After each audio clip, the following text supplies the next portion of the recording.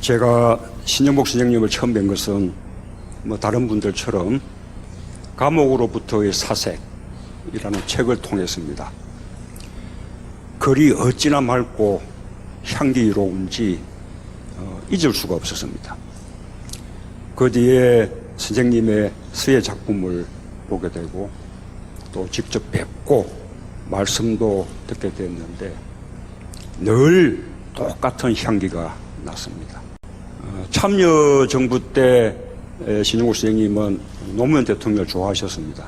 노무현 대통령은 또 신영복 선생님을 아주 존경하셨습니다. 제가 존경하는 한국의 사상가 신영복 선생은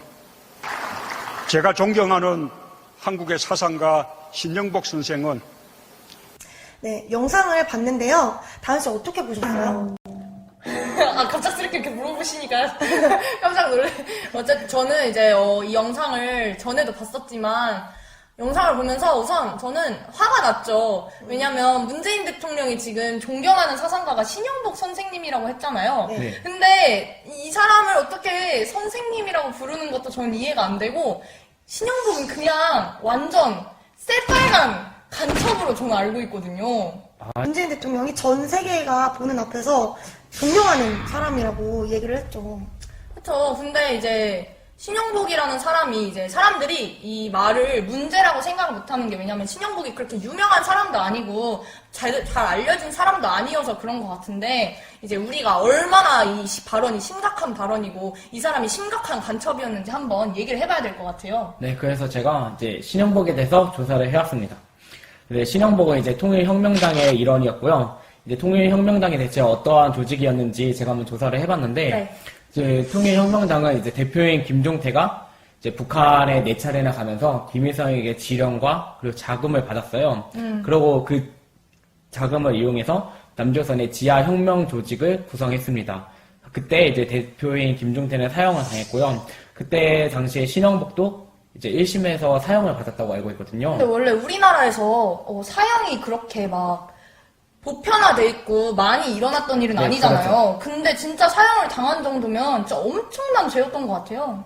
지하혁명 조직이라고 하니까 제가 아로 조직이 생각이 나는데요. 아, 네, 맞아요. 얼마 전에 저랑 같이 그 이석기에 대해서 좀 얘기를 나누셨잖아요. 네, 맞아요. 그러다 보니까 이게 정말 심각한 일이었구나 생각이 드는데 그때 당시에 신영복도 이제 김종태와 이제 2명을 포함한 네. 그 사람들처럼 사형이 될 뻔했어요. 1심, 2심 때 사형 선고를 받았는데 3심 때 이제 형이 바뀌었어요. 무기징역으로. 무기징역으로 바뀌었다가 한 감옥에서 20년 정도 감옥 생활을 하고 이제 나와서 전향서를 쓰고 나왔다는 걸로 알고 있습니다. 근데 이 사람이 전향서를 써서 나오긴 했는데 진짜 전향한 건 아니었던 거죠. 그럼 뭐 전향한 게 아니라 자기는 계속 간첩을 하겠다 이거예요? 뭐 그런 셈이죠. 간첩을 하겠다. 이거를 그냥 약간 좀 돌려서 얘기를 한 셈이죠. 이거를 뭘 보면 알 수가 있냐면 이제 신영복이 월간말 인터뷰를 했어요. 근데 거기서 뭐라고 얘기했냐면 자기는 자기의 사상은 변화가 없다. 이게 무슨 말이에요? 그냥 자기 그대로 간첩이라는 소리죠. 전향한 게 아니네요. 그쵸. 그리고 이제 자기는 동지들을 배신할 생각이 진짜 전혀 이만큼도 없다라고 얘기를 하고, 그리고 내가 통역담에 가담을 했던 것은 뭐 누가 뭐 시켜서 하거나 뭐 누가 이렇게 밀어붙여서 하거나 이런 게 아니고 그냥 내 양심에 따랐을 뿐이다. 내 양심이 하라는 대로 했을 뿐이다. 나는 앞으로도 내 양심이 하라는 대로 행동을 할 거다. 앞으로 이렇게 살 거다. 라고 얘기를 했어요. 이 말이 무슨 뜻이에요? 자기는 전향서 쓴 거 다 개뻥으로 써질러 놓은 거다. 나는 앞으로도 계속 간첩질 하겠다. 이 얘기잖아요. 아니 근데 전 이해가 안 되는 게 20년 살고 전향서를 썼잖아요. 네. 어차피 이렇게 개뻥으로 전향서 쓸 거면 그냥 잡혀가자마자 죄송합니다. 저 전향할게요 하고 나오지. 뭐하러 굳이 20년이나 살았나 약간 이런 의문도 들더라고요.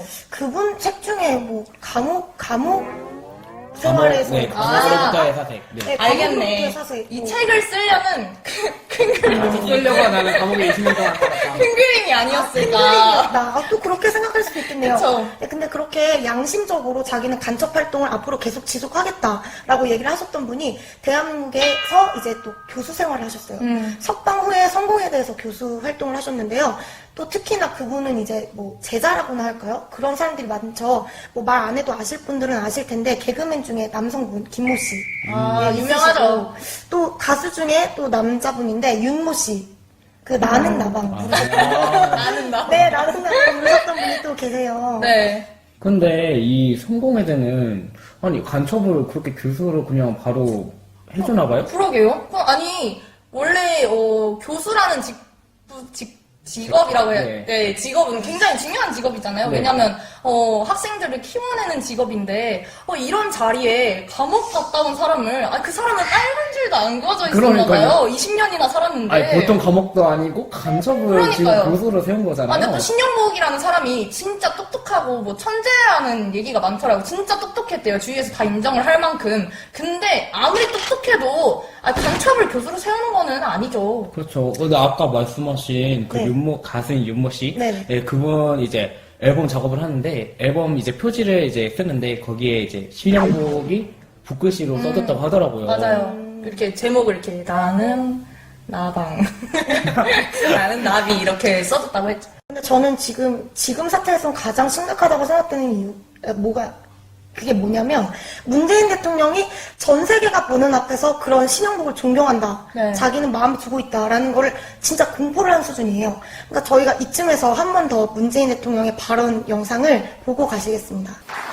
제가 존경하는 한국의 사상가 신영복 선생은 와, 정말 문재인 대통령님 너무 존경스러워요. 저도요. 네, 이런 용기가 어디서 나오셨는지.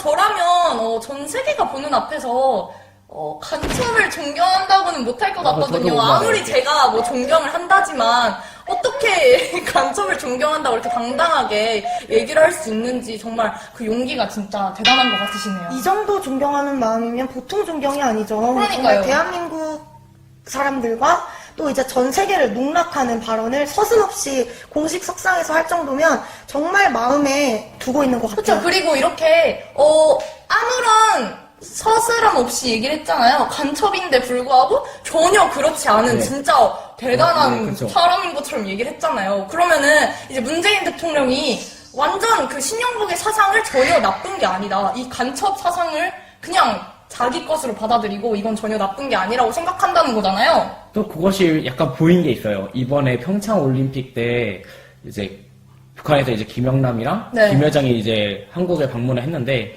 이제 문 대통령이 기념 촬영을 하겠다고 했어요. 그쵸. 근데 그 기념 촬영에서 배경이 신영복의 붓글씨더라고요. 와, 맞아요. 그래서 이걸 보고 정말 신영복 이 발언과 함께 정말 신영복을 정말 존경하는구나. 정말 극도로 존경한다는 걸 정말 느꼈거든요.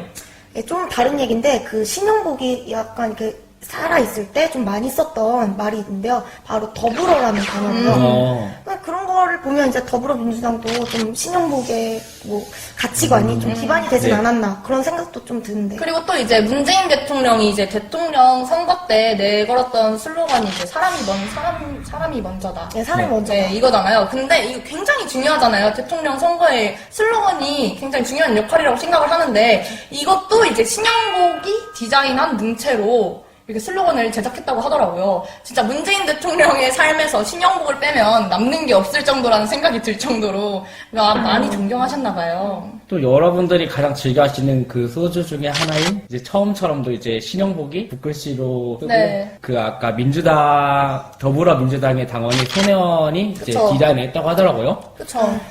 진짜 이렇게 조금만 관심을 가져도 이 발언이 얼마나 심각한 발언인지 알 수가 있는데요. 어떻게 우리나라 대통령이 전 세계가 보는 앞에서 간첩을 존경한다고 할 수 있는지 저로서는 정말 어이가 없습니다. 이런 발언을 한 대통령마저도 간첩과 사상이 다를 것이 없다는 생각이 드는 현실입니다.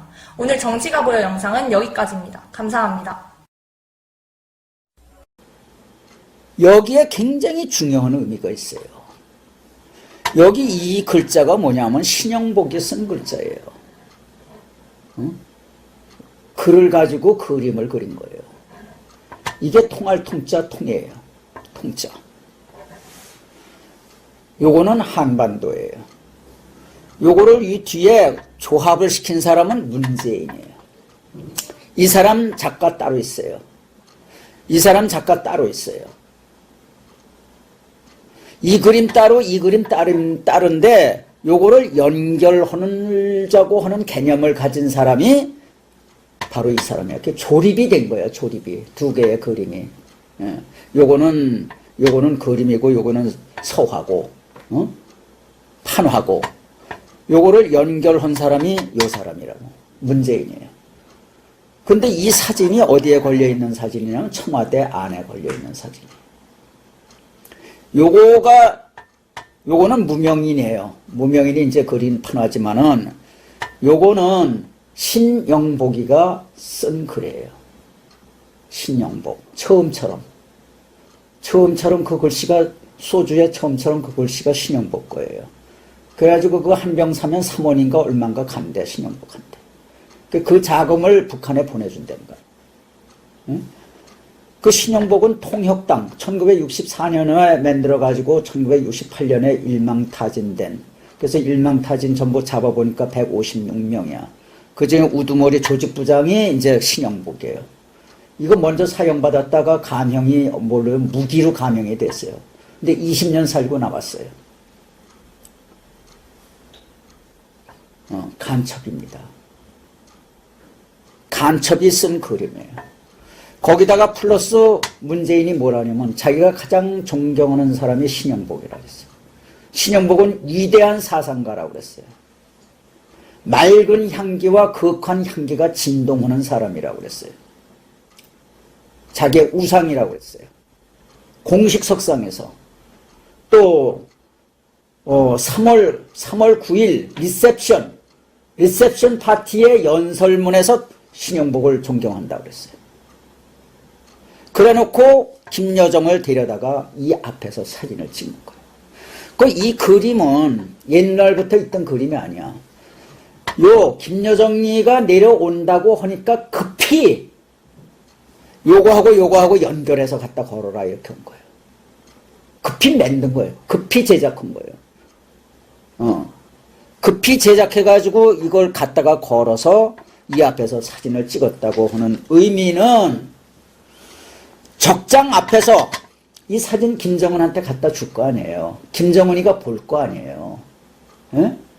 그러면은 적장 앞에서 적화통일을 맹세한 거다 그 얘기요. 아니 세계의 그 어느 나라 대통령이 간첩을 자기의 적국이 보낸 간첩을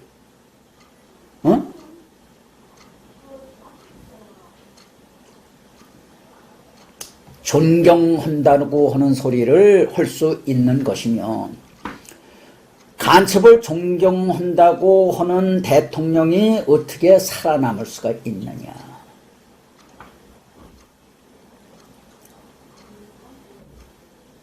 여러분 이거 굉장히 이거 엄숙한 얘기입니다. 이 사람 하루라도 청와대에 앉아 있을 수 없는 사람이에요. 대한민국 대통령이 간첩을 존경한다. 대한민국 대통령이 간첩이 쓴 글씨를 이렇게 해가지고 적장을 불러들여가지고 여기서 사진을 찍어서 이거를 적장한테, 김정은한테 보낸다.